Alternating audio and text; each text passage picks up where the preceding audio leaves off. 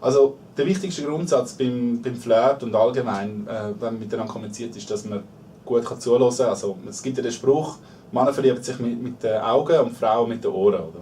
Also wenn ein Mann nicht gut zuhören kann und nicht eingehen auf das, was die Frau sagt, wenn das einfach selten passiert, dann ist es sehr abtönend.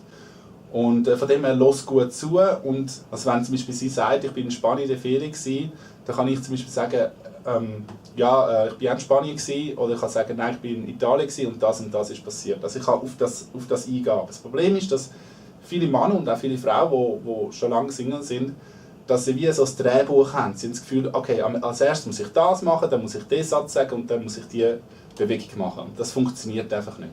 Es geht um Wahrnehmung. Schlussendlich geht es im Flirten um Wahrnehmung, um im Moment sein, intuitiv handeln und nicht um Kopfdenken.